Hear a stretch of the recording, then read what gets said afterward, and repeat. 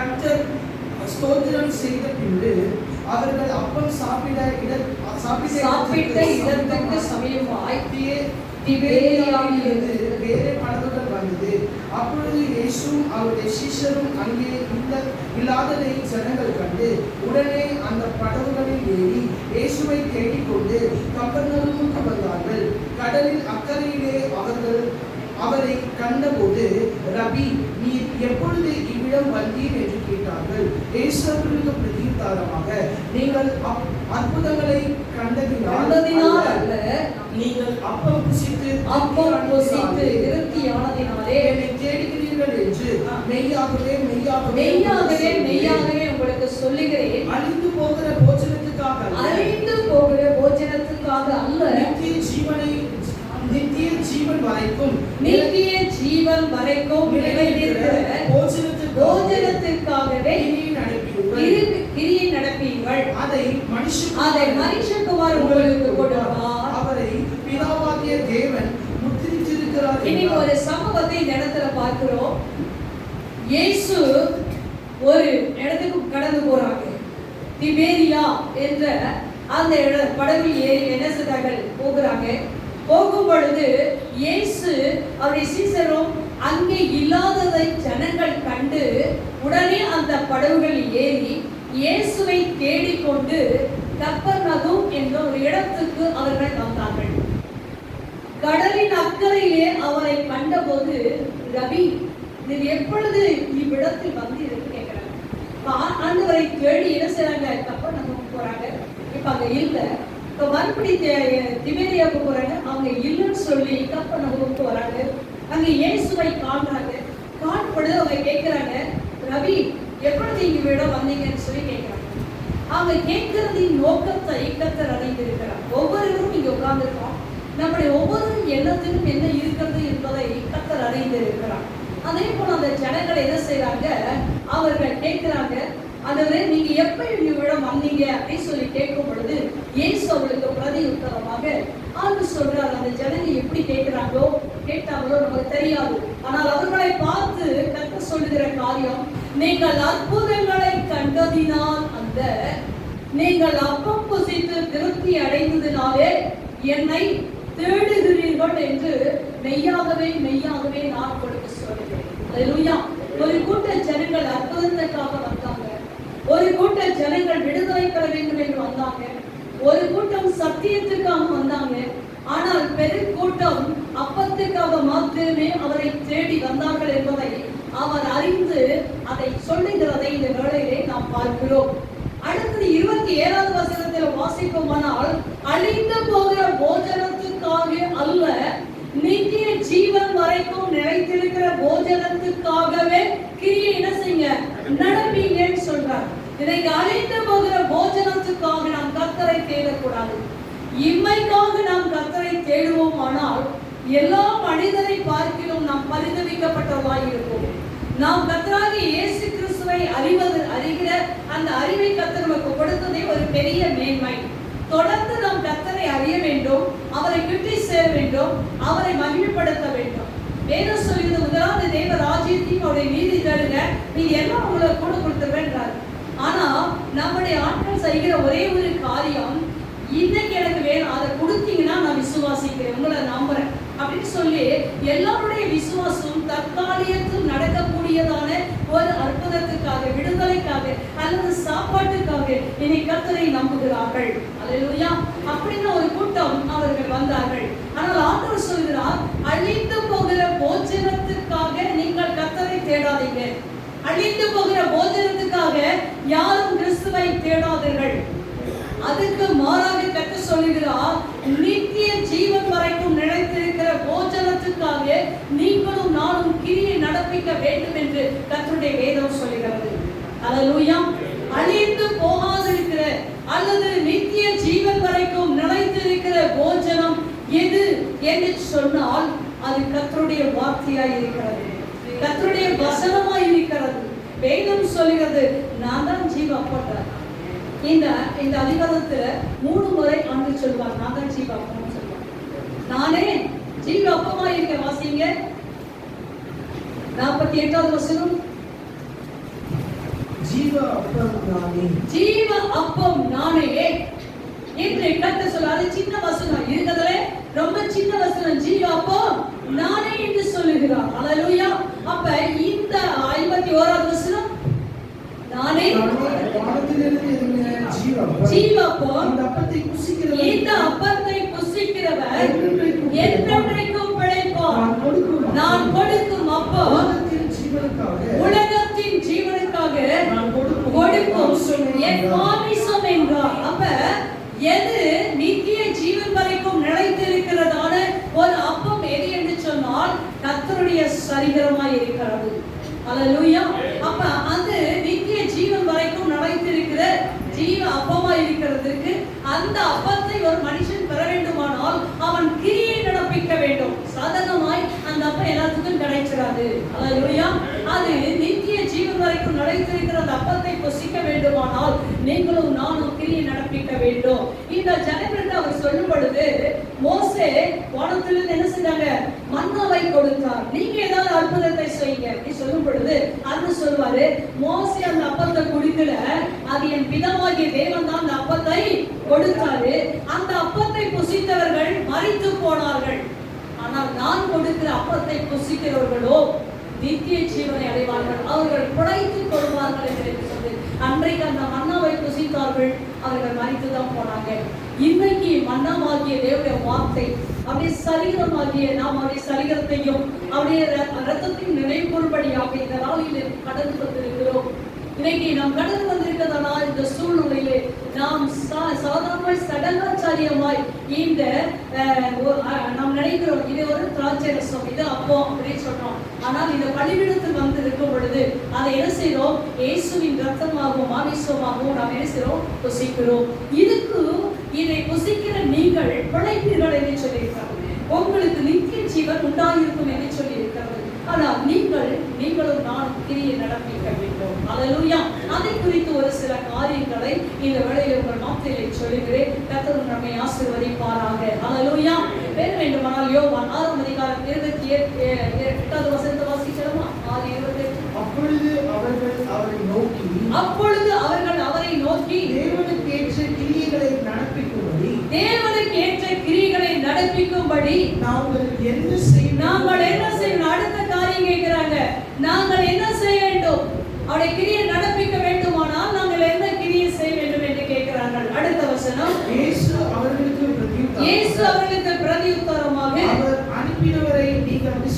அவரை அனுப்பினவரை நீங்கள் விசுவாசிப்பதே தேவனுக்கேற்ற கிரியையாய் இருக்கிறது. இப்ப ஆண்டவராகிய இயேசு கிறிஸ்துவை பிதாவாகிய தேவன் அனுப்பினார். அவரை என்ன செய்ய வேண்டுமா? தேவனுக்கேற்ற அவரை என்ன செய்ய வேண்டுமா? அவரை நீங்கள் விசுவாசிப்பதே அவருக்கேற்ற கிரியாய்.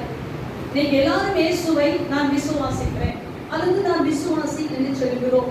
ஆனால் நம்முடைய வாழ்க்கையில இயேசுவை எந்த அளவுக்கு நாம் விசுவாசிக்கிறோம் அப்படின்பதை நாம் ஒரு விஷயம் என்ன செய்ய வேண்டும்? கொஞ்சம் நிதானித்து பார்க்க வேண்டியது அவசியமாய் இருக்கிறது. அல்லேலூயா. அவரை விசுவாசிப்பது தாயா அவருக்கு ஏற்றவருக்கிறீர்கள். நிறைய இடங்கள் ஆண்டு சொல்றாரு, என்ன நீங்க விசுவாசிக்கிறீங்களா? விசுவாசம் என்பது சாதாரணதெல்லாம் கிடையாதுங்க. சின்ன விசுவாசம் எல்லாம் கிடையாது. ஆபிரகாம் ஈசாக்கை எடுத்துக்கொள்வோம். ஆனால் ஒரே மகனை என்ன செய்ய வேண்டும்? நீ பலி செலுத்த வேண்டும் என்று சொல்லி ஆண்டவர் சொல்கிறார்.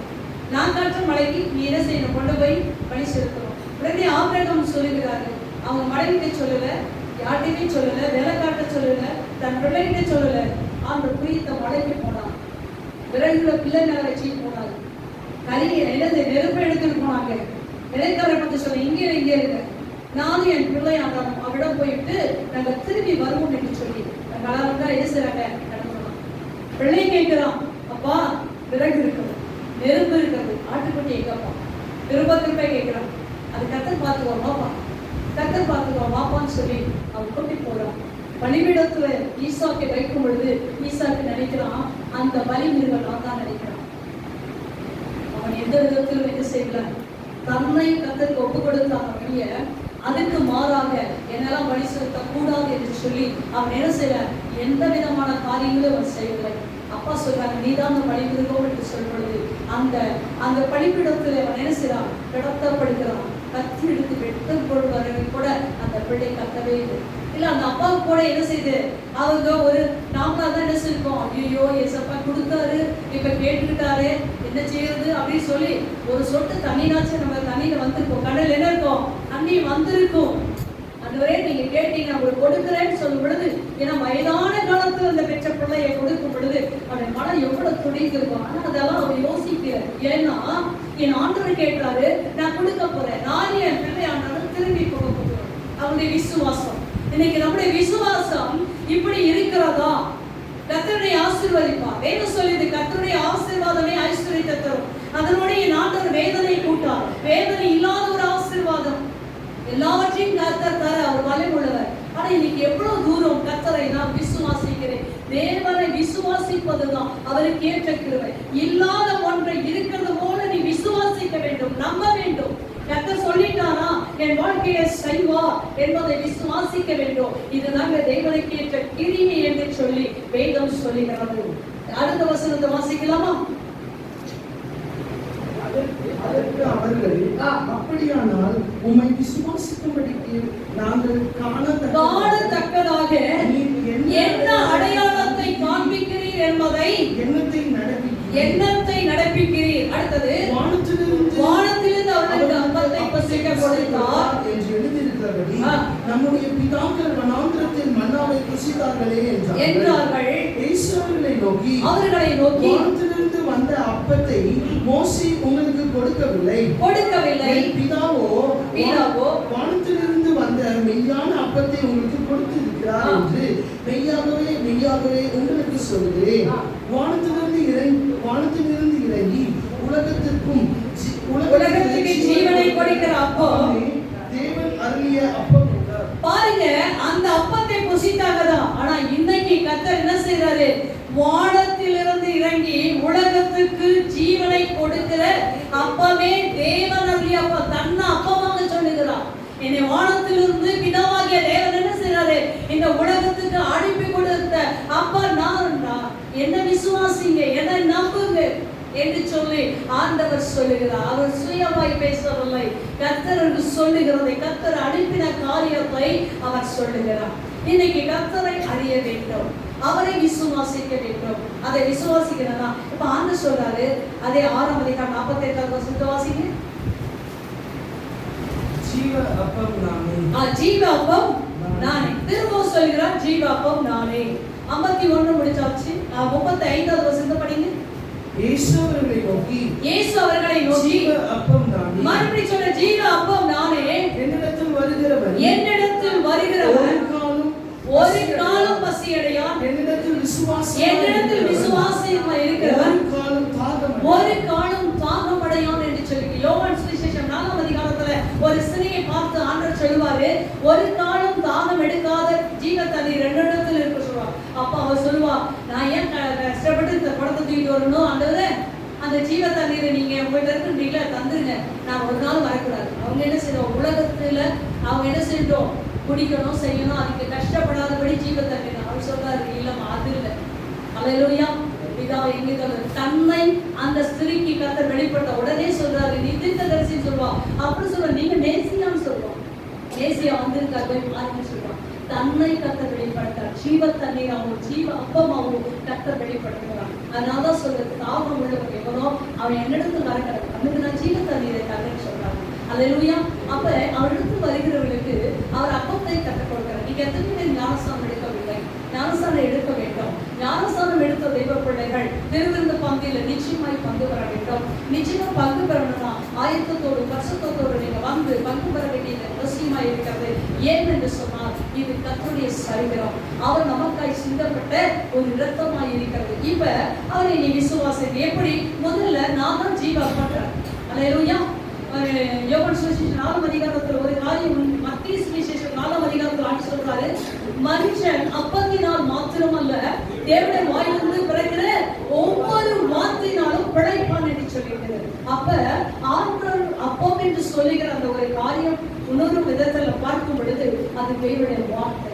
அந்த வார்த்தையை ஒவ்வொரு மனுஷனும் விசுவாசிக்கும் பொழுது, நம்பும் பொழுது அதுல அவன் என்ன செய்வான், பிழைப்பான். அல்லேலூயா. நீங்க எத்தனை பேர் கர்த்தருடைய வார்த்தையை விசுவாசிக்கிறீங்க? எத்தனை பேர் ஊழியக்காரருடைய வார்த்தையை கனம் பண்ணுறாங்க? ஒரு பொண்ணுகிட்ட நான் சொன்னேன், அவனை நேசிக்கிறேன். நான் திரும்ப திரும்ப யோசிப்பேன்.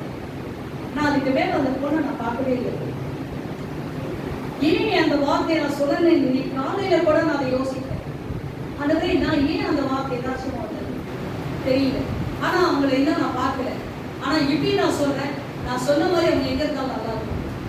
அல்லேலூயா. நிறைய வேலையில நீங்க எப்படி விசுவாசிக்கிறீங்களோ தெரியாது. வண்டலூர்ல ஒரு சகோதரி, ஒரு டீச்சர் இருக்காங்க. ஹைஸ்கூல்ல என்ன செய்தாங்க, பிளஸ் டூ டீச்சரா ஒர்க் பண்ணிட்டு இருக்காங்க. அவங்க எந்த காரியம் செய்தாலும் என்கிட்ட சொல்லுவாங்க. எந்த காரியத்துக்கும் ஆலோசனை என்கிட்ட கேட்பாங்க. நான் சாதாரணமா அவங்க பேசுறாங்கன்னு நினைச்சிட்டு இருக்கிறேன். இவங்க நான் பேசுகிற ஒவ்வொரு வார்த்தையும் ரெக்கார்ட் பண்ணி வச்சிருக்காங்க. நான் பேசி முடிச்சுட்டு அதை அவங்க சும்மா ஃப்ரீயா இருக்க நேரம் திரும்ப திரும்ப அவங்க கேட்டதுக்கு நான் என்ன பதில் சொல்றேன்றத அவங்க திரும்ப திரும்ப அதை போட்டு கேட்பாங்களாம். அதை வைத்து அவங்க மறுபடியும் செபிக்க ஆரம்பிப்பார்களாம். அது இது பல வருஷங்களா நடந்து கொண்டிருக்காங்க. எனக்கு தெரியல. ஒரு நாள் அவர்கள் என்ன சொன்னாங்க, நீங்க எங்களை பேசுற ஒரு ஆள் நம்ம சபை விசுவாசி இல்லை, அவங்க எனக்கு ரொம்ப நல்ல ஃப்ரெண்டு, புரியுதுங்களா? ஆனால் அவங்க ஒரு நாள் என்ன சொல்றாங்க, அம்மா நீங்க பேசுற ஒவ்வொரு வார்த்தையும் தீர்க்கதரிசன வார்த்தையா எனக்கு வரும். அந்த வார்த்தையை நான் திரும்ப திரும்ப கேட்கும் பொழுது, அதன்படி நான் செய்யும் பொழுது என் வாழ்க்கையில நிறைய காரியங்களை நான் என் வாழ்க்கையில நான் அனுபவித்திருக்கிறேன். எனக்கு கர்த்தர் அதை செய்திருக்கிறார். சாதாரணமா நீங்க பேசுறப்பா, அதுக்காக தான் என்ன செய்யறேன், உங்கள்கிட்ட நான் பேசுகிற ஆலோசனை கேட்கிறேன்னு சொல்லி அடிக்கடி அவர்களை அந்த ஒரு டைம் சொல்லும் பொழுது எனக்கே நாம அவ்வளவு ஆளா, நான் என்ன தீர்க்கதரிசியா இல்ல, ஒரு குப்பை என்று பாராட்ட ஒண்ணுமே கிடையாது. ஆனால் எங்களுக்குள்ள இருக்க தேவன் தெரியவர். அல்லேலூயா. எங்களுக்குள்ள இருக்க தேவன் தெரியவர். அவர் வார்த்தையால் வெளிப்படுகிறார். ஊழியக்காரனை கொண்டுதான் வார்த்தையால் அதை ஏற்றுக்கொள்வதும் ஏற்றுக்கொள்ளாததும் உங்களுடைய கணத்தில் தான் இருக்கிறது. அல்லேலூயா. இன்னைக்கு அனைவருடைய வாழ்க்கையில நான் தான் ஜீவா போனார். வார்த்தையினால் தான் படைக்க முடியும். வார்த்தையை விசுவாசிக்க வேண்டும், வார்த்தையை நம்ப வேண்டும். அப்படியே நாம் செய்யும் பொழுது நம்முடைய வாழ்க்கையில நாம் பிழைத்துக் கொள்வோம். கர்த்தருடைய வார்த்தை அல்ல தட்டக்கூடாது. வசனத்தை காது கொடுத்து கேட்க வேண்டும், அதை இருதயத்தில் வைக்க வேண்டும். அந்த வசனத்தின்படி நாம் வாழும் பிரயாசப்படும் பொழுது அந்த வார்த்தை நமக்குள்ள கிரியை செய்து விளைக்க வைக்கும். அல்லேலூயா. இன்னைக்கு வேசனத்தை கேட்கிற வரைக்கும் நம்ம கேட்டுட்டு அதோட வீட்டுக்கு போனாலும் ரொம்ப பசி ஆயிடுச்சு, சாப்பிட்டு மறந்து, அது அல்ல. அல்லேலூயா. என்றைக்கோ நான் ரட்சிக்கப்பட்ட நாட்களில் சொன்ன வார்த்தை கூட இன்னைக்கு என் மனதில் இருக்கிறார். அந்த வார்த்தைகளை வைத்து வைத்து நான் இன்னைக்கு வரைக்கும் நான் செபிக்கிறேன். அந்த வார்த்தையின்படியா கர்த்தர் என் வாழ்க்கையிலே நன்மை செய்து வருகிறார். இன்னொரு காரியத்தை நான் உங்கள் வார்த்தை வைக்கிறேன். அதே யோவான் 6:53 வசனத்தை வாசிக்கிறோம். அதற்கு இயேசு அவர்களை நோக்கி, நீங்கள் மனுஷகுமாரனை மாமிசத்தை புசியாமலும் இரத்தத்தை பானம் பண்ணாமலும் இருந்தால் உங்களுக்குள்ளே ஜீவன் இல்லை என்று மெய்யாகவே. அப்ப ஞானஸ்நானம் எடுப்பது பரிசல்ல. ஆண்டவர் சொல்லுகிறார், அவர்களை நோக்கி மனுஷகுமாரனுடைய மாமிசத்தை நீங்கள் புசியாமலோ அவருடைய இரத்தத்தை பானம் பண்ணாமலும் இருந்தால் உங்களுக்குள்ள என்ன செய்யல, ஜீவனே இருக்காது, உயிரே இருக்காது. நீ வாழலாம், நடைபெறமா இருக்கலாம். இந்த மனுஷனை ஒரு காலம் கர்த்தர் எழுப்ப முடியாது. அல்லேலூயா. அவனுக்குள்ளே ஜீவன் இல்லை என்று மெய்யாகவே மெய்யாகவே உனக்கு சொல்கிறேன். எத்தனையோ மாதங்கள், எத்தனையோ வருடங்கள் இன்னைக்கும் என்ன செய்யறதில்ல, திருவிருந்த பந்தியில நாம் அனுசரிக்கிறவங்க இல்லை. அல்லேலூயா. நீங்க யோசித்து பாருங்க, உன்கிட்ட ஜீவனே இல்லை, உன்கிட்ட இல்ல ஜீவன் இல்லை. ஒவ்வொரு நாளும் நமக்கு மாசத்துல ஒரு நாள் தான் நம்ம என்ன செய்யறோம், அதையே நம்ம அனுசரிக்கலன்னா யோசித்து பாருங்கள், நமக்குள்ள எப்படி ஜீவன் இருக்கும், எப்படி கர்த்தருடைய வார்த்தை இருக்கும். அது சொல்றாரு, அவரை கேட்ட கிரியை நடப்பிக்க வேண்டும். அல்லேலூயா. அவருடைய கிரியை அவரை விசுவாசிக்க வேண்டும். வாசிக்கலாமா? யோவான் சுவிசேஷம் 4:12 வசனத்துல என்ன சொல்றாரு, அவரை அறிகிறதா அவர் கேட்ட கிரியைன்னு சொல்றாரு. அடுத்த ஒரு காரியத்தை வாசிக்கலாம். இந்த கிளர்ச்சி எங்களுக்கு தந்த நம்முடைய பிதாவாகிய யாக்கோபை பார்க்கிலும் நீ பெரியவரோ, அவரும் அவர்கள் பிள்ளைகளும், அவரும் அவர் பிள்ளைகளோ, அவர் மிருக ஜீவன்களோ இதிலே குடித்ததுண்டே என்றால் இயேசுவுக்கு பிரதியுத்தரமாக, இந்த தண்ணீரை குடிக்கிறவனுக்கு மறுபடியும் தாகம் உண்டாகும். நான் கொடுக்கும் தண்ணீரை ஒரு காலம் தாகம் உண்டாகாது. நான் அவனுக்கு கொடுக்கும் அவனுக்குள்ளே நித்திய ஜீவ காலமாய் ஊறுகிற இந்த தண்ணீர். ஆண்டவர் சொல்றாரு ஜீவப்பன்னு சொல்றாரு, இப்ப ஜீவ தண்ணீர்னு சொல்றாரு. இந்த தண்ணீர் என்ன செய்தா, நான் கொடுக்கிற தண்ணீர் அவனுக்கு எப்படி இருக்குமா, நித்திய ஜீவ காலமாய் ஊறுகிற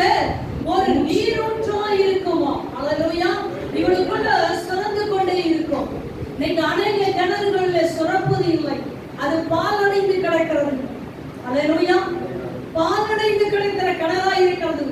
ஏன்னா ஆண்டு கொடுக்கிற ஜீவன் தண்ணீர் அதுக்குள்ள இல்லை.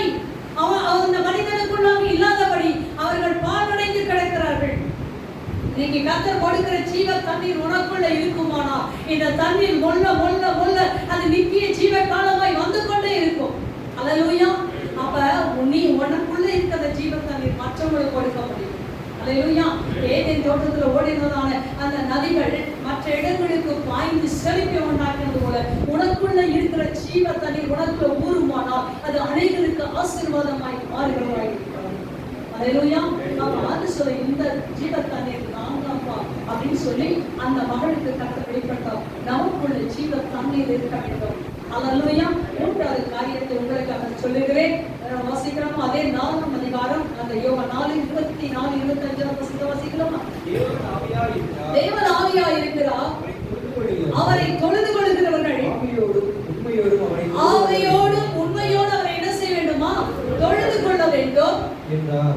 அந்த ஸ்திரீ அவரை நோக்கி, கிறிஸ்து என்னப்படுகிற மேசியா வருகிறார் என்று அறிவேன். அவர் வரும்போது எல்லாவற்றையும் நமக்கு அறிவிப்பார் என்றால் அதற்கு இயேசு, உன்னுடனே பேசிய நானே அவர் என்றார். நான் தான் அவர். இன்னைக்கும் நிறைய பேருக்கு என்னல்ல, இந்த அம்மா மாதிரி வசனம்லாம் தெரியும், பைபிள் தெரியும், கிறிஸ்துவம் தெரியும், ஆனால் மேசியா யார் என்று தெரியாதபடி வாழ்ந்தது போலதான் இன்றைக்கும் கர்த்தருடைய வார்த்தை சபை கூடி வருதல் எதுவுமே என்ன செய்யல, தெரிவது இல்லை, உணர்வது இல்லை.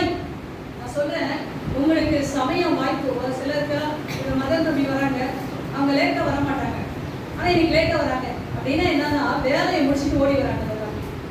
புரியுதுங்களா? சிலர் நிறைய முடியாது, அவங்களுக்கு கண்டிப்பா வேலைக்கு போய் ஆகணும் அப்படின்ற மாதிரி. சிலருக்கு எல்லா வாய்ப்புகள் இருந்தும் அதை பயன்படுத்த மாட்டாங்க. அல்லேலூயா.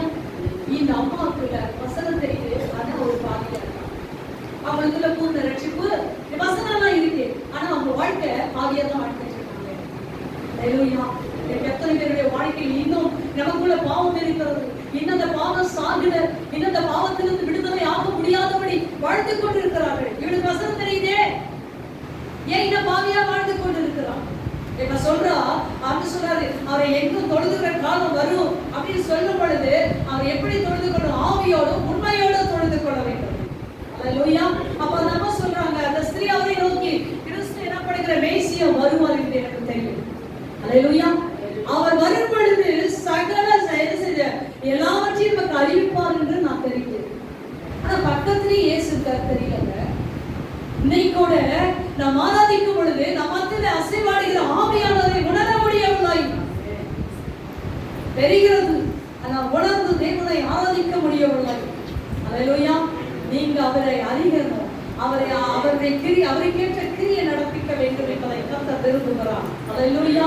அடுத்தது கர்த்தர் சொல்லுகிறார், என்ன சொல்றார் சொல்லி தன்னை ஆண்டவர் வெளிப்படுத்துகிறார். நீங்க எப்படி இருக்க வேண்டும் என்று யோவான் சுவிசேஷம் 10:7 வசனத்தை வாசிக்கலாமா? இயேசு மறுபடியும் அவர்களை நோக்கி, நானே ஆடுகளுக்கு வாசல் என்று சொல்லுகிறார். எனக்கு முன்னே வந்தவர்கள் எல்லாரும் கள்ளரும் கொள்ளைக்காரருமாய் இருக்கிறார்கள். ஆண்டவர் சொல்றாரு, இதோ மறுபடியும் அவர்களை நோக்கி, நானே ஆடுகளுக்கு வாசல் என்று மெய்யாகவே நான் உங்களுக்கு சொல்லுகிறேன். எனக்கு முன்னாடி வந்தவங்க எல்லாம் கள்ளரும் கொள்ளைக்காரருமா இருக்கிறார்கள். அடுத்த வசனம், நானே வாசல், என் வழியாய் ஒருவன் உட்பிரவேசித்தால் அவன் ரட்சிக்கப்படுவான், அவன் உள்ளுப்புறமும் மேய்ச்சலை கண்டடைவான் என்று சொல்றான். அல்லேலூயா. அவன் வாசல், அந்த வாசல் வழியா நீ வந்தீங்கன்னா உள்ளுப்புறமோட மேய்ச்சலை கண்டடை. அதுக்கு வெளியே மாத்திரம் நீ நினைச்சிருக்க தற்காலிகமாய் கிடைக்கிற ஒரு வருமானத்துக்காக, அது தற்காலிகமாய் கிடைக்கிற ஆசீர்வாதத்துக்காக நீ வேற ஒரு வழியை தெரிந்து கொண்டு கணக்கு வைக்கிறது. அல்லேலூயா. நீங்க எத்தனை பேர் நீங்க வந்து கர்த்தரை ருசிக்கிறீங்க, நீ சாட்சி சொல்லப்படுறீங்க, சாட்சின்னு சொல்லப்படுறது எத்தனையோ சாட்சிகளை சொல்லப்படுறீங்க. அல்லேலூயா. நீங்க சாட்சி சொல்ல முடியாத காரணம் என்னன்னா, பெருசா வந்து கடவுள் இந்த வார்த்தைகளை வாசல்ல செய்யலன்னு நான் நினைக்கிறேன். அப்படிதானே நினைக்கிறோம். இந்த வாசல் ஒண்ணு பெருசா எதுவுமே செய்யல. எப்பா மூச்சு விட்டு இருக்கீங்க, அதுவே தப்பு கொடுக்கலாம், அதுவே பெரிய சாட்சி தான். உயிரோடு இருக்குங்க பாருங்க, அதுவே பெரிய சாட்சி தான். இந்த மாதத்தை தொடங்கி இந்த நாள் வரைக்கும் ஒரு சாப்பாடு கொடுத்திருக்காரு, தங்க இடம் கொடுத்திருக்காரு. ஒரு அருமையான சிஎஸ்ஐ சர்ச்சை போயிட்டு திருச்சியில அவரும் அவர் மனைவி என்ன செய்றாங்க, வீட்டுக்கு போகிறாங்க. வீட்டுக்கு போகலாம் அப்படின்னு சொல்லி அவங்க கிளம்புறாங்க. ஒரு 10 மீட்டர் தூரம் கூட அவங்க போகல. அதுக்குள்ள அந்த சகோதரன் எனக்கு ஒரு மாதிரி வருதுன்னு சொல்லிட்டாங்க. வண்டி நிப்பாட்டிட்டாங்க. அவ்வளவுதான், அப்படியே கீழே விழுந்துட்டாங்க. புரியுதுங்களா? ஆனா கர்த்தர் ஜீவனை கொடுத்திருக்காரு, நம்ம சாப்பாடு கொடுத்திருக்காரு, நீங்க உட்கார இடத்தை கொடுத்திருக்காரு. எவ்வளவு பெரிய, இதுவே பெரிய சாட்சி தான். அல்லேலூயா. இந்த மத்தியில நீங்க அவர்தான் வாசல் சொல்லி உள்ள நுழைஞ்சு நீங்க நடக்க ஆரம்பிச்சிட்டீங்கன்னா உங்களுக்கு உள்ளும் உங்களுக்கு மேய்ச்சல் இருக்கும், வெளியும் உங்களுக்கு மேய்ச்சல் இருக்கும். ஆசீர்வாதத்தை கத்தணும். நிறைய பேருக்கு தெரியலங்க, நிறைய பேருக்கு தெரியும், விசுவாசிக்கவே முடியல. அல்லேலூயா. விசுவாசித்து பார், உனக்கு உள்ளேயும் வெளியும் உனக்கு பெரிய அவசரம். நீ சரியா இருந்தீனா உனக்கு 14,000 ரூபாய் 10,000 ரூபாய் சேலரி ஆகும். நீ அந்த 10,000 உண்மையா இருந்து பாரு, உன்னை அனைவருக்கும் அதிகாரியாக மாறு. ஒரு பொண்ணுக்கு 700 ரூபாய் சம்பளம், டீம் கம்பெனில இருக்கு, நம்ம சபையில இருக்காங்க. அவங்க 700 ரூபாய் சம்பளத்துல 70 ரூபாய் தசம கொடுத்துருக்கோம். முதல் கொடுத்தத வெளியே போகும், அது வீட்டுக்கு போகவே மாட்டோம். ஆனா அதே 700 ரூபாய் இந்த சம்பளம் ஒரு இடத்துல 7,000 கிடைச்சு. 7,000 உண்மையா இருக்கா? கொஞ்சம் ஒரு 6 மாசம் கழிச்சு அவளுடைய வாழ்க்கையில 15,000 மாறிச்சு. அங்க வேலை பார்த்துட்டு இருந்த இன்னொரு இடத்துக்கு ட்ரை பண்ணான். கிட்டத்தட்ட அவளுக்கு 35,000 சம்பளம். நம்ம சபையில இருந்து ஒவ்வொருக்குள்ள 40,000 ரூபாய் சம்பளம். திருமணம் ஆகி போயிட்டாங்க. 40,000 ரூபாய் சேலரி அவளுக்கு. அவங்க அம்மா செய்வாங்க, அவங்க வீட்டுல அரிசி வாங்குறாங்களா, சபைக்கு கொஞ்சம் அரிசி வாங்கிட்டு வந்துருவாங்க. ஒரு 10 கிலோ அரிசினாச்சும் மாசம் வாங்கிட்டு வருவாங்க. பாஸ்டர்மா நல்லா இருக்குன்னு ஒரு ஆர்லிக்ஸ் வாங்கிட்டு வருவாங்க, வேலைக்கு பணம் வாங்கிட்டு வருவாங்க, பிஸ்கெட் வாங்கிட்டு வருவாங்க. இத்தனையும் பணம் வச்சு போவாங்க. அவங்க வீட்டுல ஒரு நாள் கதையே கிடையாது. நான் செய்திருக்கேன், என் வாழ்க்கையில செய்திருக்கேன். வாசல் அங்க கொஞ்சம் தான் வருமானம். நீ அந்த அதுல திருப்தியாவோடு இன்னும் ஆன்னு அடையாத, இருக்கிறதுல சந்தோஷப்படு. உன்னை கத்து நடத்துவார், இன்னும் உன்னை மேம்படுத்தினே போவார். வர வர ஈசாக்கு விருத்தி அடைந்தால் அவன் ஐஸ்வர்யமா இருப்பான். அவனுடைய ஆஸ்தி என்ன செய்தா பூமியை தாங்கக்கூடாது. நீ சரியா கர்த்தர் வழிதான், இந்த வழியிலே நம்ம போனா நம்ம வாழ்க்கையில உள்ளம் வரணும். எப்ப மேய்ச்சல் பண்றோம், தேவனுக்கு ஏற்ற கிரியை செய்யுங்க. அவங்க வாழ்க்கையில ஒரு பெரிய ஆசீர்வாதத்தை பெற்றுக்கொள்ள முடியும். இன்னொரு காரியத்துக்கு நினைவாய் கடந்து போவோம். அதே அதிகாரம் 16 வசனத்தை வாசிக்கலாமா? நானே நல்ல மேய்ப்பன், நல்ல மேய்ப்பன், அவர் உனக்கு ஜீவனை கொடுக்கிறார். நாம என்ன செய்யறோம்? அல்லேலூயா. நான் நல்ல மேய்ப்பன் பா, அதனாலதான் ஆண்டவர் நமக்கு ஜீவனை கற்றுக் கொடுக்கிறார். ஐயா, மெய்யாகவே நம்முடைய பாடுகளை ஏற்றுக்கொள்வது துக்கங்களை சுமந்து நம்ம மேல் வருகிற ஆக்கினை அவர் ஏற்றுக்கொண்டு நம்ம பாவி, நம்ம நித்திய நரகத்துக்காக வைக்கப்பட்டவர்கள், ஆனால் நித்திய ஜீவனை சுதந்திரித்துக் கொள்ளும்படியாக பாவியாக நமக்காய் கர்த்தர் மறைத்திருக்கிறாரே, அதை நாம் என்னைக்காவது உணர்ந்திருக்கோமா? இன்னைக்கு திருவிருந்தாளர்கள் நம்முடைய எந்த அளவுக்கு கிறிஸ்துவின் மரணத்தை பாடுகளை நாம் நினைவு கொடுத்துக் கொண்டிருக்கிறோம். அது சொல்ற நான் நல்ல மேய்ப்பன், சரியா நடக்கு, உன் தேவை எங்கன்னு சொல்லி நடப்பேன். அதனால சங்கீதக்காரனாகிய தாவீது சொல்லுகிறான், கர்த்தர் என் மேய்ப்பராய் இருக்கிறார், நான் என்ன செய்ய மாட்டேன். அவனுக்கு தெரிஞ்சு போச்சு, இயேசு கிறிஸ்து தாவீதுக்கு பின்னாடி வந்தாரா இல்ல முன்னாடி இருந்தாரா? பின்னாடி தான் என்ன செய்தாரு. எத்தனையோ ஆண்டு காலங்களுக்கு பின்பாக இயேசு கிறிஸ்து உலகத்துக்கு வெளிப்பட்டார். ஆனால் இயேசு அவருடைய வாழ்க்கையில எப்பயோ வெளிப்பட்டார். தாயின் கருவில் உருவாக்கும் முன்னாடி இயேசு நல்லவர் என்பதையும் அவர் தேவன் மேய்ப்பர் என்பதையும் அவருக்கு வெளிப்படுத்தினார். அதனாலதான் அவர் என்ன செய்யறாரு, சங்கீதம் 23 சொல்றாரு, கர்த்தர் மேய்ப்பராய் இருக்கிறார், நான் தாட்சி அடையேன், அவரை புல்லுள்ள இடத்தில் வைத்து அமர்ந்த தண்ணீரை கொண்டு போயிடுவார், அவரின் ஆத்துமாவை தேற்றுவார், அவர் தம்முடைய நாமத்தினுடைய நீதியின் பாதையில் நடத்துவார். நான் மரண இருளின் பள்ளத்தாக்கு நடந்தாலும் கொல்லப்பட்டு பயப்பட தேவனோடு கூட இருக்கிறேன், உடைய கோலும் தடிகளை என்னை அடிப்பீங்க, அதே சூழ்நிலை எனக்கு என்ன செய்வீங்க, என் உணவையை தருவீர்கள் என்பதை அழகாய் சொல்லுகிறார். அல்லேலூயா. ஆனால் நீங்க யோவான் சுவிசேஷத்தை கத்த சொல்றாங்க, நான் தான் நல்ல மேய்ப்பன். ஆனா சங்கீதக்காரர் அப்படியே சொல்றேன், ஏன் ஆண்டவர் எனக்கு நல்ல மேய்ப்பனாயிட்டு என்னை நடத்துவான். இன்னைக்கு உங்களை நடத்த மாட்டாரா? அவருக்கு கிரியை நடப்பீங்க, எல்லாத்துக்கும் நிச்சயமா இருக்கணும். இன்னொரு காரியத்தை நாம் இந்த வேலை பார்க்கிறோம். அதே 25 11ஆம் அதிகாரம் 25ஆவது வசனத்தை பார்க்கலாமா? 11ஆம் அதிகாரம் அதே யோவான் சுவிசேஷம், நானே உயிர்த்தெழுதலும் ஜீவனுமாய் இருக்கிறேன், என்னை விசுவாசிக்கிறவன் மரித்தாலும் இன்னைக்கு கர்த்தருடைய அந்த வார்த்தையை அனுசரிக்கிற ஒவ்வொரு பிள்ளைகளையும் கர்த்தர் பார்த்து சொல்றார், நான் தான் உயிர்த்தெழுதல், நான் தான் ஜீவனுமாய் இருக்கேன், என்னை விசுவாசிக்கிறவர் மரித்த போட்டு என்ன செய்வான், அழைத்துக் கொள்வான். இன்னைக்கு எந்தெந்த சூழல் மறைத்திருக்கிறோமோ அந்த சூழ்நிலையெல்லாம் கத்தரை குறைக்க வைக்கிற தெய்வமாய் இருக்கிறார். ஹல்லேலூயா. அவராக உயிர்த்தெழுக்கிறார். ஹல்லேலூயா. அந்த தேவனை நாம் விசுவாசித்து நடக்கும் பொழுது நமக்கும் கத்தர் உயிர்த்தெழுகிறார். ஒன்று தெசலோனிக்கே 4:8 சொல்லு, எக்காலம் தொனிக்குமா. ஹல்லேலூயா. அப்ப தேவ தூதர்களோடு என் ஆண்டவர் இந்த பூமிக்கு வரப்போகிறார். ஹல்லேலூயா. மரித்த உயிரோடு இருந்திருப்பாங்க, பின் உயிரோடு இருக்க நாமும் அவருக்கு எதிர்கொண்டு போவோம் என்று சொல்லி. ஏன்? அவர் உயிர்த்தெழுதை நான் விசுவாசிக்கிறேன். அந்த உயிர்த்தெழுதலுக்கு ஏற்ற கிரியை நான் செய்து கொண்டிருக்கேன். எனக்குள்ள செத்த கிரிகளை அகற்றிவிட்டு உயிருள்ள கிரிகளை நான் செய்து கொண்டிருக்கிறேன். இப்பிரபஞ்சத்துக்கு ஒத்த வேஷம் நான் தருகிறேன். செத்த கிரிகளுக்கு நீங்களா இருங்கள் என்று சொல்கிறேன். அந்த கிரிகளுக்கெல்லாம் நான் நீங்களாகி நான் வாழ்கிறபடினால் கர்த்தர் எனக்கு என்ன செய்வார்? நிச்சயமாய் உயிர்த்தெழுதலை கற்றுத் தருவார். ஹல்லேலூயா. ஏன்னா அந்த உயிர்த்தெழுதலுக்காக தான் என் வாழ்க்கையில் இருக்க செத்த கிரிகளை எல்லாம் நான் அகற்றி கொண்டிருக்கிறேன். கர்த்தருக்கு எதெல்லாம் பிரியமில்லையோ அதெல்லாம் நான் தூக்கி போட்டு கர்த்தருக்கு என்ன செய்த லாபமாய் இருக்க எவ்வளோ நஷ்டமா என்று போகிறேன் என்று சொல்லி கவலை சொல்றது போல நம்முடைய வாழ்க்கையில் அவர் உயிர்த்தெழுதலாக இருக்கிறாரே, அந்த உயிர்த்தெழுந்த தேவனுக்கு இந்த கிரியை நம்ம நடப்பிக்கும் பொழுது நாம் என்ன செய்வோம்? நிச்சயமாக உயிர்த்தெழுதல் அவர் இவ்வளவுதான் சொல்லி கொடுத்து கொண்டே இருக்கிறார். எதற்கு வாசிக்கணும் நமக்கு தெரியல, வாசித்தாலும் அது வேற நமக்கு புரியாதும் போயிடும். அதனால நம்ம ஒன்றும் சொல்ல முடியாது. ஆனால் நீங்க வசனத்தை இப்ப கேட்குறீங்க, இந்த வசனத்தை புரிந்து கொள்கிற கர்த்தருடைய ஆசீர்வாதம். யோவான் சுவிசேஷம் 14ஆம் அதிகாரம் 6 வாசிக்கலாமா? அதற்கு இயேசு நானே வழியும் சத்தியமும் ஜீவனுமாய் இருக்கிறேன், என்னாலே அல்லாமல் ஒருவனும் பிதாவிடத்தில் வரான். இன்னைக்கு இயேசு ஒன்லி ஜீசஸ் சொல்றாங்க. அவங்க இயேசுதான் விசுவாசிக்கிறாங்க. ஒருத்தங்க சொல்ற இதோ விட்னஸ் சொல்லுவாங்க. அவங்க யாரை மாத்திரம் விசுவாசிங்க? பிதாவாகிய தேவனை விசுவாசிப்பாங்க. இப்படி ஒவ்வொருத்தருக்கும் ஒவ்வொரு கோட்பாடுகளை வைத்துக் கொண்டு போறாங்க. ஆனா வேதம் சொல்கிறது நம்முடைய தேவன் திருத்துவ தேவனாக இருக்கிறார். பிதாவுக்கு எதெல்லாம் சித்தமோ அதை செய்யும்படியெல்லாம் குமாரனாகிய இயேசு கிறிஸ்து வந்தாரு. அந்த இயேசு கிறிஸ்து சொல்ற இந்த உலகத்துல இருக்கும் பொழுது நான் தான்ப்பா வழி, நான் தான் சத்தியப்பா, நான் தான் ஜீவன்பா, என்னால அல்லாமல் ஒருவனை என்ன செய்ய முடியாது?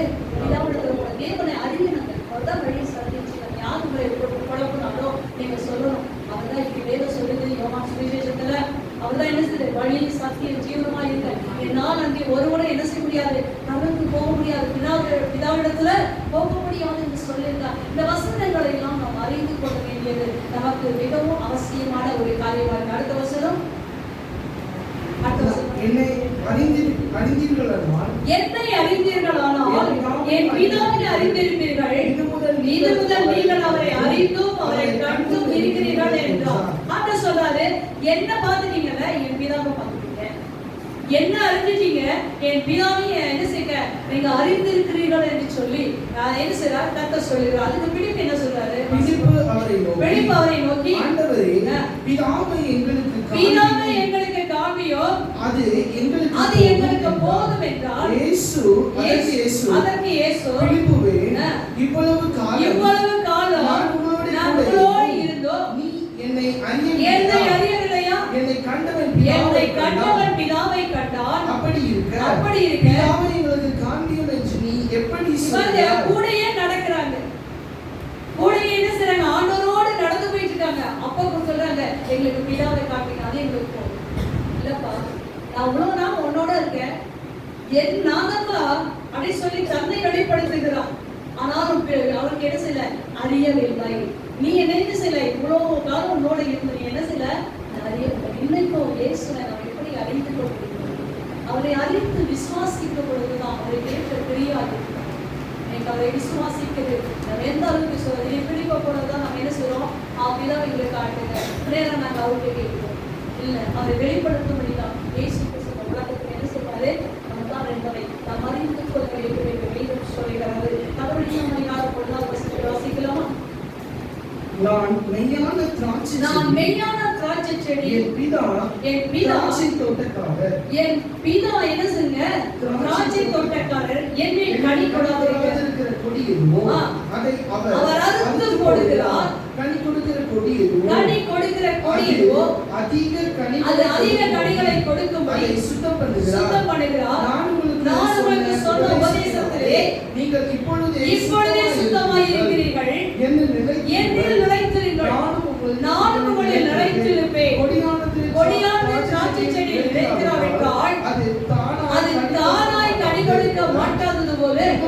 நீங்களும் என்னில் நிலைத்திராவிட்டால் கனி கொடுக்க மாட்டீர்கள். நானே திராட்சை செடி, நீங்கள் கொடிகள். ஒருவன் என்னிலும் நான் அவனிலும் நிலைத்திருந்தால் அவர் மிகுந்த கனிகளை கொடுப்பார். என்னை அல்லாமல் உங்களால் ஒன்று செய்ய முடியாது. இப்ப சொல்றாரு, நான் தான் மெய்யான திராட்சை செடி, என்னில் நீங்க இணைஞ்சிருக்கணும். அப்பப்ப நீங்க வெளியே போயிட்டு எல்லாம் வரக்கூடாது. யோசித்து பாருங்க, வெளியே போயிட்டு வர முடியுமா? யூடியூப்ல எல்லாம் ஒரு செடியை வச்சுட்டு இன்னொரு செடியை கொண்டு வந்து அதில் இணைச்சா ஒரே செடியில 2 கனி வரும்னு அவங்க காட்டுறாங்க. நானும் என்ன பண்ணேன், இது உண்மையான்னு சொல்லி நானும் அவன் செய்த மாதிரியே செய்து பார்த்தேன். அது காட்சி போச்சு. அதுல அவன் செய்த மாதிரி தான் நானும் செய்தேன். அதுல என்ன தெரியல, ஆப்பிளையும் கொய்யாக்காவும் வச்சு பாதியா அறுத்து அதுல ஒரு பிச்சை சொல்லி அதை நட்டு வச்சு அதுல ஏதோ ஊத்துனா உடனே ஒரே செடியில் என்ன கொஞ்ச நாளைக்குள்ள ஒரு பக்கம் ஆப்பிள் வருது, ஒரு பக்கம் என்ன கொய்யாக்கா. அதெல்லாம் நான் யோசித்தேன், யாரா ஏமாத்துறேன், விதைய சேர்த்து கூட விதைக்கக்கூடாதுன்னு நான் சொல்றேன். சபிக்கப்பட்டது யோசித்தேன், என்னென்னமோ பண்றாங்க, என்னென்னமோ கண்டுபிடிக்கிறாங்க. ஆனா கர்த்தர் வைச்சது அது நீடித்து இருக்கும். இந்த செடியில கொஞ்ச நாள் இருக்கும், அப்புறம் செத்து போயிடலாம். ஒருவேளை அந்த செடி வந்து உருவாகலாம், ஆனா கொஞ்ச நாள் செத்துலாம். ஆனா இயற்கையாக கர்த்தர் உருவாக்குற ஒரு மரமோ செடியோ அது வளைச்சிருக்கும். அது சொன்னா நான் மெய்யான திராட்சை செடி, நீங்க என் பிதா தோட்டக்காரரா இருக்காரு. நீங்கள் என்ன செய்ய கடி கொடாமல் இருக்கிற கொடியோதோ அதெல்லாம் நான் அறுத்து கொள்றேன். ஆண்டவரை அறிகிற அறிவு இருக்கிறோம், அவரை கேட்ட கிரியை செய்வீங்கன்னா நீங்க அவரோடு இணைஞ்சிருக்கீங்க. அப்படி கனி கொடாது இருக்கிற கொடி எதுவோ அதுல இணைந்து சாப்பிட கனி கொடுக்கிறத வெட்டி கொடுக்கும். ஜாக்கிரதையா இருக்கிறது. இன்னைக்கு எல்லாம் நான் என்ன செய்து நினைச்சா சபைக்கு போவோம், நினைச்சா வேண்டாம், நினைச்சா பைபிள் படிப்போம், இல்லைன்னா வேண்டாம். செபிக்கிறது கூட இப்ப ரொம்ப கடினமான ஒரு காரியமா இருக்கு. எங்களுடைய வாலிப நாட்களெல்லாம் எங்களுக்கு தனி ஜெபம் உண்டு, குடும்ப ஜெபம் உண்டு. சபை கூடுகையில ஒரு கூடுகையில கூட நான் கலந்து கொள்ளாத இல்லவே இல்லை. எங்க ஊழியக்காரருக்கு இன்னைக்கு நான் பொண்ணாதான் இருக்கிறேன். அந்த சபை விட்டு நான் வரல. நான் தனியா ஒரு ஊழியக்காரியானாலும் இன்னைக்கும் எங்க ஊழியக்காரர் நான் பார்க்கிறேன், அவரோடு பேசுறேன். அவருக்கு என்ன வேணுமோ நான் போகும்போது அவரை கடன் பண்ணிட்டு வரேன். இதெல்லாம் செய்யறதுதான் அந்த ஊழியத்தோடு இன்னும் எனக்கு சொல்வாரு, என் பொண்ணு மெட்ராஸ்ல ஊழிய செய்யும் அப்படின்னு சொல்லி இன்னமும் என்ன என்ன செய்வாரு மேம்படுத்துவாங்க சொல்றாங்க. இந்த வார்த்தை எனக்கு ரொம்ப சந்தோஷமா இருக்கும். என் பொண்ணு ஏன் இந்த சபையில வளர்ந்ததில்லை அப்ப யோசித்து பாருங்க. இன்னைக்கு கர்த்தரோடு இணைஞ்சு இருந்தாதான் நம்ம என்ன செய்ய முடியும், கனி கொடுக்க முடியும், இதான் மதிப்பிட முடியும். அவரு கேட்டு கிரிசு நம்மளுடைய எத்தனை கனிகள் வெளிப்பட்டு கொண்டிருக்கோம், எந்தெந்த கனிகளை கர்த்தர் கொடுத்து கொண்டிருக்கோம். அல்லேலூயா. உன் வாழ்க்கையில தெரியும் எந்த அளவுக்கு கர்த்தர் உன்னோடு இருக்கிறார் என்பதை உனக்குள்ள வெளிப்படுகிற கிரினால் அறியும். ஆனா நிறைய பேருக்கு கர்த்தர் இல்லை என்று சொன்னால் அவருக்கு எப்படி இருக்கும், கசப்பான கனிகளை தான் கொடுக்க முடியும். தேவனுக்கு ஏற்ற ஒரு கிரியை அவரால் நடப்பிக்கவே முடியாது என்பதை உங்களுக்கு சொல்லிக்கிறேன். அல்லேலூயா. இதுக்கு ஒரு மனுஷனை ஒரு வார்த்தையில நான் வைத்து விரும்புகிறேன். வாசிக்கலாமா? அப்போஸ்தலர் 9ஆம் அதிகாரம் 5வது வசனத்தை வாசிக்கலாமா? அதற்கு அவன் ஆண்டவரே யார் என்றான். அதற்கு கர்த்தர் நீ துன்பப்படுத்துகிற இயேசு நானே, முள்ளில் உதைக்கிறது உனக்கு கடினமாய் என்றான். அவன் நடுங்கி திகைத்து ஆண்டவரே நான் என்ன செய்ய சித்தமாய் இருக்கிறேன் என்றார். அதற்கு கர்த்தர் நீ எழுந்து பட்டணத்துக்குள்ளே போ, நீ செய்ய வேண்டியது அங்கே உனக்கு சொல்லப்படும் என்றார். அல்லேலூயா. இங்க இந்த சவுலா இருக்கிற மனிதர் கிறிஸ்தவர்களை துன்பப்படுத்த வேண்டும் என்று சொல்லி நிருபங்களை வாங்கிக் கொண்டு அவன் என்ன செய்கிறான், தமஸ்கு என்ற பட்டணத்துக்கு கடந்து போய் கொண்டிருக்கிறான். போகிற வழிகளிலே கர்த்தர் அவனை தொட்டார் என்று வேதம் சொல்கிறது. அவன் கண்கள் பிடுங்கப்பட்டது. ஒரு ஒளி அவன் மேல் வீசும் பொழுது அவன் கண்கள் இருளடைந்து போனது. அவன் என்ன செய்தாய், வேகமாய் போன அந்த குதிரையில் வந்து கீழே விழுகிறான். இது வரைக்கும் இயேசு அந்த என்ன செய்தாரு, எருசலேமிலோ அந்த இஸ்ரவேல் தேசத்தில் தான் உலாவிக் கொண்டிருந்தாரு. இவனுக்கு தெரியும். ஆனால் இந்த இயேசுவை மேசியாக ஏற்றுக்கொள்ள அவனுக்கு மனமில்லை. அவரை கர்த்தராய் ஏற்றுக்கொள்ள மனமில்லை. அதனாலதான் என்ன ஸ்தேவானை கல்லெறிந்து கொள்ளுவதற்கு காரணமாகவும் இருந்தான். அநேக கிறிஸ்தவர்களை துன்பப்படுத்தி கொண்டிருந்தான். அநேகர்கள் கொலை செய்வதற்கு அவன் ஒரே கொலையை பற்றி தான் வேதம் சொல்லுது. ஆனால் அநேக கொலைகளை செய்திருக்கான். அநேக கிறிஸ்தவர்களை வேதனைப்படுத்தி கொண்டிருக்கான். ஆண்டு ஒரு நாள் பார்த்தார், என்னை விட்டா ரொம்ப என்ன செய்யறான், என் பிள்ளைகள்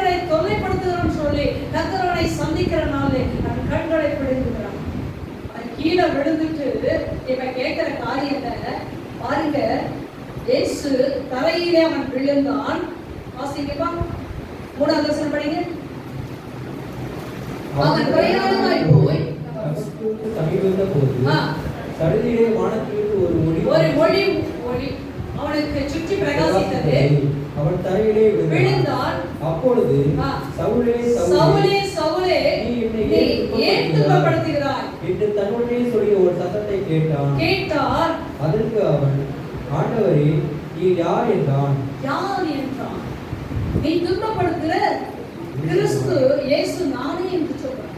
அன்று அவர் சொல்ற மறுபடியும் உள்ளி உதைக்க கடினமா அப்படின்னு சொல்லி கேட்கிறார். உனக்கு அது கஷ்டமா இல்லையா?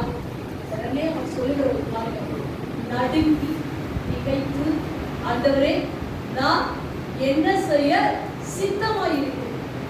அல்லேலூயா. உடனே ஆண்டவருக்கு தன்னை ஒப்பு கொடுத்தானா? தேவனை இந்த நாள் வரைக்கும் அறியவில்லை. இன்றைக்கு சவுல் தேவனை அறிந்து கொண்டான். உடனே சொல்கிறான், நான் என்ன செய்ய சித்தமாய். எனக்கு எத்தனை பேருடைய வாழ்க்கையில கர்த்தருடைய வார்த்தை வரும்பொழுது அந்த வார்த்தைக்கு தன்னை ஒப்பு கொடுக்கும்படியா தன் இருதயத்தை திறந்து கொடுக்கிறாங்க. அல்லது அந்த வசனத்துக்கு தன்னை ஒப்பு கொடுத்து, ஆண்டவரே என்னோடு நீங்க பேசுறீங்க ஐயா, நானும் என் வாழ்க்கையை மாற்றிக் கொள்கிறது. எத்தனை பேர் உங்களை நீங்கள் சவளை போல ஒப்பு கொடுத்தீங்களா? உங்களோட வாழ்க்கையில கர்த்தர் ஒரு பெரிய மாற்றத்தை உண்டாகும். நீங்க கைது சில வேலைகளில ஒரு மாற்றத்தை உண்டாக்குவார். உங்கள் குடும்பத்துல ஒரு மாற்றத்தை உண்டாக்குவார். ஆண்டவரே என்ன செய்ய சித்தமாய் இருக்கு? நான் என்ன செய்ய சித்தமாய்? அல்லேலூயா. உடனே ஆண்டவர் சொல்றாரு, நீ எழுந்து பட்டந்து வா. நீ செய்ய வேண்டியது நான் என்ன செய்வேன், அங்க உனக்கு சொல்வேன் என்று சொல்கிறான். உடனே அவன் என்ன செய்றான், அந்த பட்டணத்துக்கு கடந்து போகிறான். இதே காரியத்தை 2 முறை சாட்சி சொல்லுவான். அப்போஸ்தலர் 22ஆம் அதிகாரம் 8வது வசனத்துல அவன் தன்னுடைய சாட்சியை மற்றவர்களுக்கு பகிர்ந்து கொள்வான். அப்போஸ்தலர் 26ஆம் அதிகாரத்துல தன்னுடைய சாட்சியை பகிர்ந்து கொள்வான். நான் என்னை கர்த்தர் திரும்ப திரும்ப சொல்லுவான், என்னை கர்த்தர் சந்தித்தாரு, நான் அன்னைக்கு ஆண்டவருக்கு ஒப்பு கொடுத்தேன். அப்ப ஆண்டு சொல்வாரு, இன்னைக்கு அந்த மனுஷன் ஒப்பு கொடுத்தாரு, அவன் வாழ்நாள் தோறும் பட்டணங்கள் தோறும் எனக்கு கட்டுகளும் உபத்திரவங்களுமே அல்லாமல் வேற ஒன்றும் இல்லை. ஆனாலும் அதை சந்தோஷமா ஏற்றுக்கொண்டேன். ஏன்னா ஒரு நாள் நான் கர்த்தரை துன்பப்படுத்தேன், கர்த்தருடைய சட்டங்களை கொடுக்கணும். இன்னைக்கு கர்த்தருக்காக நான் துன்பத்தை அனுபவிக்கும்படியா கர்த்தரை தெரிந்து கொண்டார் என்று சொல்லி தன் வாழ்க்கை முழுவதும் துன்பம் வந்தால் ஒப்பு கொடுத்து அந்த துன்பத்தின் மத்தியில் கர்த்தருடைய சித்தத்தை செய்கிறவனாய் மாறி. அல்லேலூயா. பட்டணங்கள் தோறும் பிரச்சனை, பட்டணங்கள் தோறும் அடிக்கிறாங்க, உதைக்கிறாங்க, செத்து போன மாதிரி இழுத்து போறாங்க. ஆனாலும் கர்த்தரை விட்டு அவன் தூர போகல. அவன் இழுத்து பட்டணத்துக்கு வெளியே போட்டாலும் மறுபட்டணத்துக்கு போய் அவன் பிரசங்கம் பண்ண சாது சுகசிங்க ஐயா குறித்து பார்த்தேன். எத்தனையோ பேர் செத்துட்டான்னு நினைச்சாங்களாம். ஆனா ஆண்டவர் அவர் என்ன செய்தாரா, அடுத்த பட்டணத்துல போய் பிரசங்கம் பண்ணார். புனிதத்தில் கூட கிடத்துல போடுவாங்களா, ஆண்டவரை கொண்டு வந்து விடுபடுது, அது வேற பட்டணம். அப்படி இவரை வந்து உயிரோடு என்ன செய்யறாங்க, நம்ம புனியில போட்டோம். அவன் சொல்லுவாங்க, என்னை கர்த்தருக்கு கர்த்தருடைய சித்தத்தை செய்கிற தேவ பிள்ளைகளை உங்களை கர்த்தர் தூக்கி எடுப்பான். கர்த்தருடைய சித்தத்துக்கு ஒப்புடுகிற தேவ பிள்ளைகளை உன் வாழ்க்கையில ஒரு பெரிய மாற்றத்தை கொடுப்பான், ஒரு பெரிய ஆசீர்வாதத்தை கொடுப்பான். நீ வேண்டுவதற்கும் நினைப்பதற்கும் மேலாய் கர்த்தர் செய்வான். உன்னை கர்த்தருடைய கையில வைத்து பயன்படுகிற ஒரு பாத்திரமா கர்த்தர் மாற்றுவான். ஒரே ஒரு காரியம், நீ கர்த்தரை அறிய வேண்டும். கர்த்தரை அறிந்த மாத்திரத்தில் ஆண்டவரே என்ன செய்ய சித்தமாய் இருக்கிறேன் என்று சொல்லி உன்னை நீ ஒப்பு கொடுக்கப்படுது அன்று சொல்வாரு. அவர் உன்னை வணைந்து பயன்படுத்துகிற தேவனாய். அப்படி நீங்கள் வணைந்து கர்த்தர் பயன்படுத்துவாங்க. ஒரு காரியத்தை மாத்திரை சொல்லி கடந்து போது கர்த்தர் என்ன செய்தா உங்களுக்கு இதெல்லாம் நீங்க தேவனை அறிகிற அறிவோடு நீங்க செய்யும் பொழுது கர்த்தரோட வாழ்க்கையில என்ன செய்வார் என்பதை மாத்திர வேலையை சொல்லி நான் முடிக்கிறேன். கர்த்தர் சொல்லியிருக்கார். யோவான் சுவிசேஷம் 6ஆம் அதிகாரம் 53வது வசனத்தை மறுபடியும் வாசிக்கலாமா?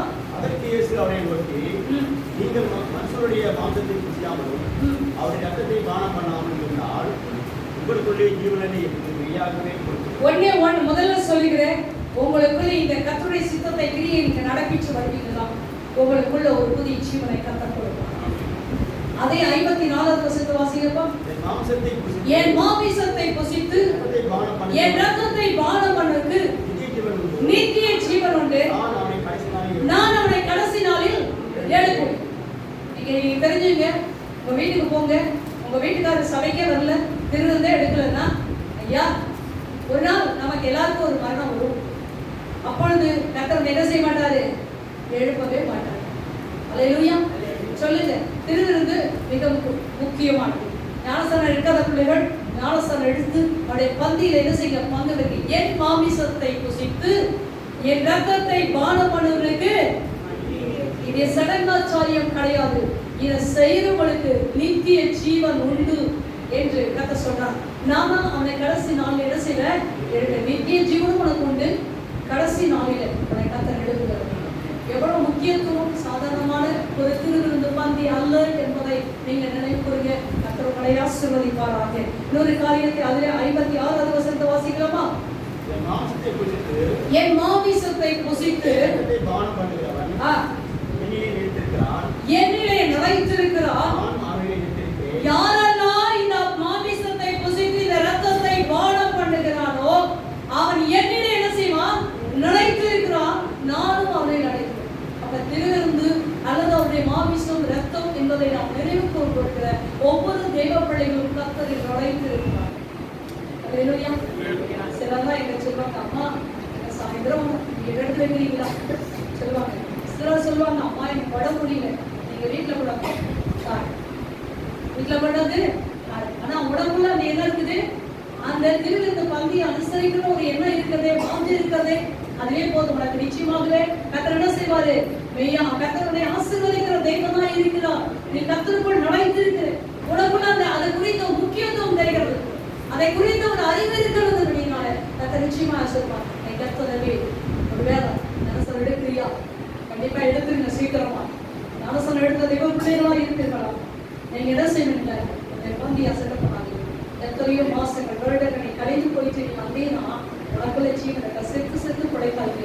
ஒவ்வொரு நாள் கர்த்தர் நித்தமும் அவரை தேடு, நித்தமும் அவரை தேடு. அவர் சமீபம் இருக்குல்ல வாங்கி கொடுங்க. தேவனை அறிகிற அறிவுதான் அது. நீ அது என்ன செய்தா, அது நித்திய ஜீவன் வரைக்கும் நிலைத்திருக்கிற போஜனம். இன்னைக்கு அழிந்து போற போஜனத்தை நீங்க தேடணும், அதை எடுக்கல. நித்திய போஜனத்தை குறித்து எடுத்துக்கோம். அழிந்து போற போஜனத்தை நீங்க உண்மையாகவே யோசிக்காதீங்க. நித்தியமான போஜனத்துக்காக நீங்க பிரயாசப்படுங்க. கர்த்தர் பிரயாசப்பா, உங்களுக்குள்ள ஜீவன் இருக்கும், உங்களுக்குள்ள நித்திய ஜீவனை கர்த்தர் தருவார். கடைசி நாளிலே கர்த்தர் உங்களை எழுப்புவார். நீங்கள் அவரை நிலைத்திருக்க முடியும். அவர் உங்களை என்ன செய்வார், கண்களை மூடி தேவ சமூகத்தில் ஜெபிக்கிறார்.